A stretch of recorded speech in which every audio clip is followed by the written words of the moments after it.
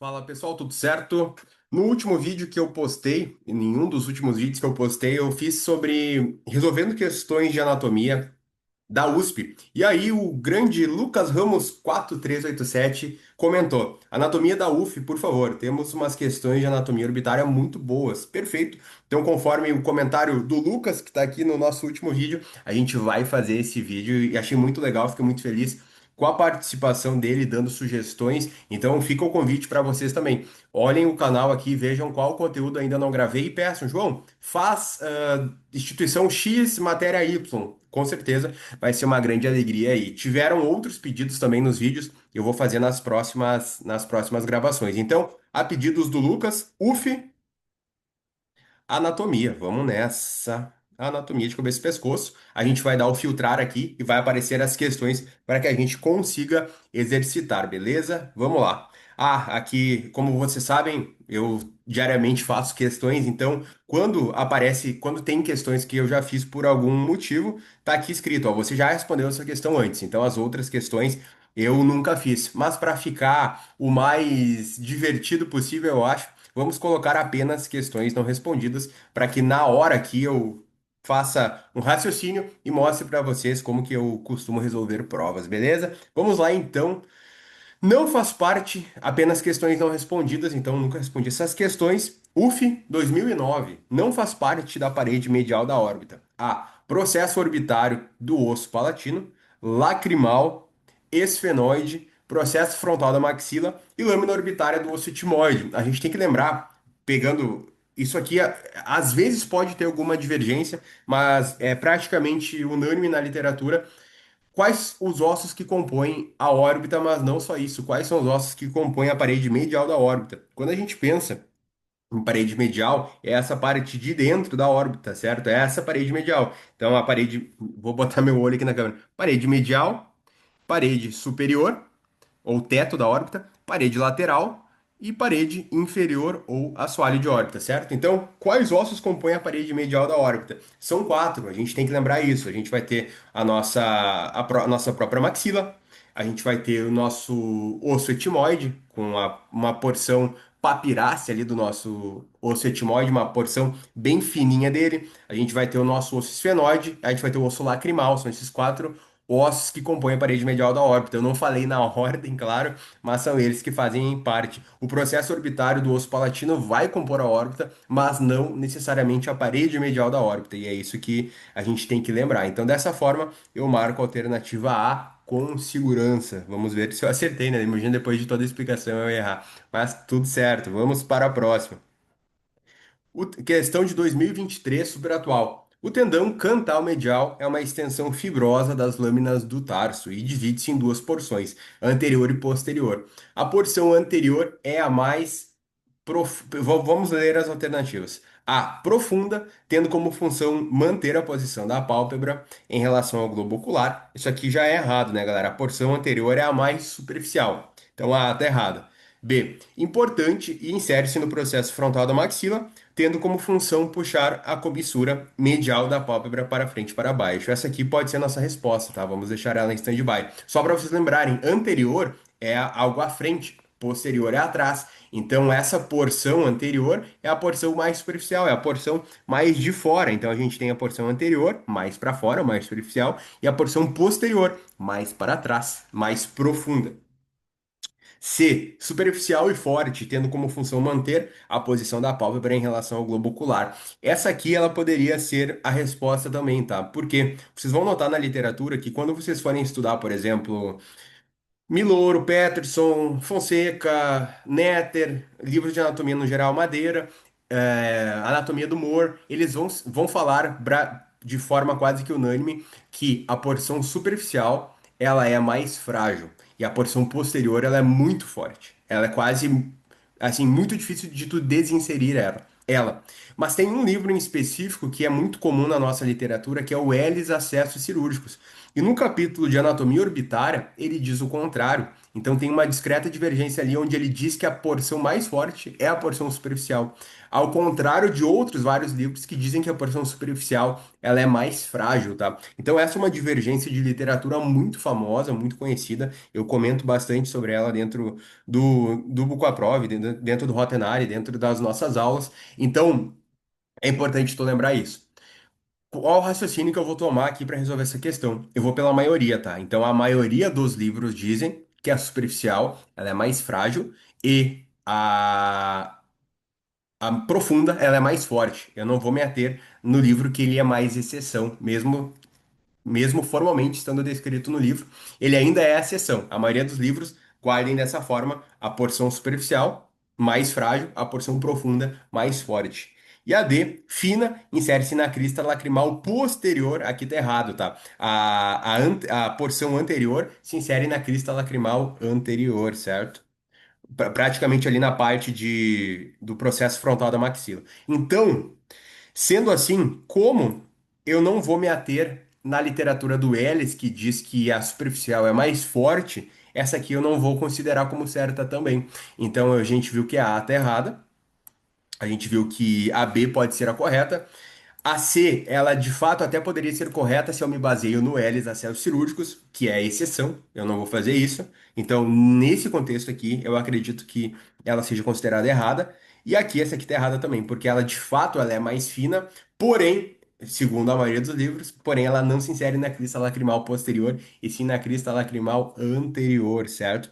Próxima ali da região do processo frontal da maxila. Então, com esse raciocínio, eu vou na B. Porém, não me surpreenderia se a C fosse correta e a banca tivesse utilizado a referência a eles acessos cirúrgicos, que é divergente. Desculpa se ficou confusa essa explicação, mas é que eu queria deixar bem claro para vocês. Então, resumão: Néter, livros no geral, a porção superficial ela é mais fraca e a profunda é mais forte. Eles acessos cirúrgicos é o contrário, tá? Essa é a divergência que eu quero que vocês guardem. Vamos lá. Vou nessa aqui. Corretíssima também, perfeito. Vamos para a próxima. Deixa eu só tomar um golinho do meu café. A glândula submandibular produz diariamente, putz, questão meio decorebinha, mas 60% de toda a saliva, 70% de toda a saliva, 25% de toda a saliva, 30% de toda a saliva ou 40% de toda a saliva. O que que é um fato que eu sei convictamente na minha mente é que as submandibulares, elas são responsáveis pela maior produção em comparação com a glândula lingual e em comparação com a glândula parótida. Então isso é até um pouco de contrassenso, porque se a gente pegar o tamanho de uma glândula parótida, ela é muito grande, então a gente tem a tendência de acreditar que a glândula parótida produz a maior quantidade de saliva, mas de fato não é, é a glândula submandibular que mais produz saliva diariamente. Então guardem essa informação. Agora, então, se ela é a que mais produz, eu tenho que marcar algo acima. Se a gente tem três glândulas, parótida, sublingual, submandibular, três grupamentos de glândulas, né? Não três glândulas no total, vocês entenderam? Eu tenho que marcar uma que corresponda à maioria. Então, quais são aqui? Eu ficaria entre 60 ou 70% de toda a saliva, porque ainda assim seriam maiorias.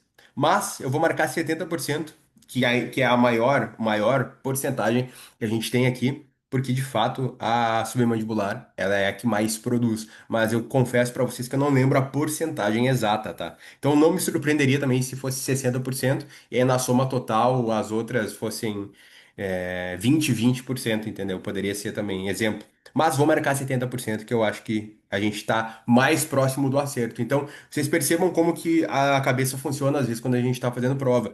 Eu não lembro o decoreba exato de quantos por cento ela produz, mas eu sei que ela é a que mais produz. E esse é o ponto de partida para eu resolver minha questão. Então, às vezes, tu não sabendo exatamente, eu não tenho o número exato na minha cabeça, mas eu consigo, fazendo um jogo com o que eu sei posteriormente, tudo que eu estudei na vida até aqui chegar na resposta mais próxima. Tá, às vezes não vai dar certo, mas o que eu quero que vocês entendam é que prova é muito desse jogo de cintura, muito dessa malandragem também, da gente estudar ao máximo, mas sempre conseguir raciocinar da melhor forma junto com todo esse arcabouço que a gente tem de conhecimento. Vou na B, que é a maior porcentagem aqui. Beleza, acertamos também. Vamos para a próxima. Essa é a quarta questão, né, galera? Me programei para fazer 5 questões aqui. Estamos indo bem, rumando ao nosso gabarito. Espero que continue assim. O coxinha de pouso bucal consiste de um corpo principal e de 4 extensões. Marque o item que não é correto. Isso aqui é muito interessante, né? A galera pensa muitas vezes na bola de Bichat como aquela porção bucal, né, da bola de Bichat, que é removida na cirurgia de bichectomia, por exemplo. Mas o corpo adiposo como um todo, ele é muito maior do que aquela porção que a gente tira. E ele, de fato, tem 4 extensões para 4 compartimentos da nossa face. Então isso é interessante só por curiosidade aí pra galera saber. Então, qual o item aqui que não corresponde a uma extensão do corpo adiposo bucal? Lingual posterior? Lingual posterior. Essa aqui é a resposta. Por quê? Porque o corpo adiposo bucal, ele vai ter uma extensão. A bola, o corpo adiposo bucal como um todo, ele tem uma extensão bucal, que é a que a gente remove na cirurgia, basicamente. Uma porção pterigóide, que é mais lá para trás. Uma porção pterygomandibular e uma extensão até para o temporal. Então, é um corpo adiposo bem grande mesmo. Agora, a descrição de corpo adiposo com extensão lingual posterior, de fato, isso aqui não existe na nossa literatura. Vocês vão ver isso aqui com muita tranquilidade quando começarem a fazer cirurgias maiores, por exemplo, tu vai fazer uma ortognática ou uma fratura de maxila, uma fratura de osso zigomático, e aí tu vai conseguir ver muitas vezes esse corpo adiposo entrando ali na tua cirurgia, tu faz uma incisão, começa a descolar, quando vê, buf, aparece aquela bola de gordura ali, que até atrapalha a tua visão um pouquinho. Acertamos também. Vamos para a nossa última questão. O seio cavernoso é um dos seios da meninge. Aracnoide é dura mater. Já vou matar a charada aí. Seio cavernoso é um seio da dura mater.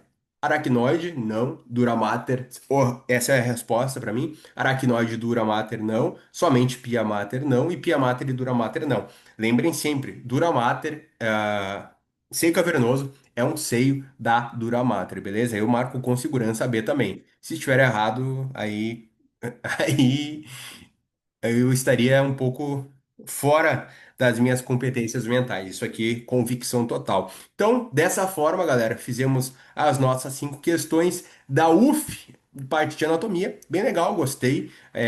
Conforme o Lucas, que tinha nos recomendado, ele falou que realmente a UF tem essa característica de pedir algumas questões sobre anatomia de órbita, e de fato, aqui em 5 questões a gente conseguiu fazer basicamente duas de anatomia orbitária. Então, fazendo um chamado aí para quem quiser, a gente tem aula específica sobre isso dentro do Bucoprov, dentro do Rota Enari também. Gostei da prova, gostei das questões. Eu geralmente, quando vejo alguma coisa que eu não concordo, vocês sabem que eu sou crítico mesmo, falo, eu não concordo com essa questão por causa disso, por causa daquilo, mas de fato, no geral, foi uma prova muito bem feita ali nessas questõezinhas que a gente fez. Então, mais uma vez aí agradecer ao grande Lucas que deu essa recomendação, essa sugestão. Fiquem à vontade nos comentários para dizer qual prova vocês gostariam que eu fizesse, certo? O filtro aqui das questões é total liberdade de vocês. Peçam da forma que vocês quiserem que eu vou randomizar aqui e fazer uma prova específica conforme o comentário e o pedido de vocês e seguirei trazendo conteúdos. Então, tem várias instituições aqui, galera. Basicamente, fica a critério de vocês pedir no comentário aqui e dar a ideia que eu estarei aqui produzindo o melhor conteúdo possível que estiver ao meu alcance, beleza? Muito obrigado mais uma vez a todos vocês. Deixa aquele like para fortalecer caso vocês tenham gostado do vídeo. Deixa nos comentários a sugestão das próximas bancas, instituições e matérias que vocês gostariam que eu fizesse. Se inscreva no canal, eu tô postando 2 vídeos por semana, no mínimo, certo? Então, para não ficar de fora de nada, e manda para aquele colega que tu acha que vai gostar desse estudo, certo? Espero vocês na próxima. Um grande abraço, valeu, tchau, tchau.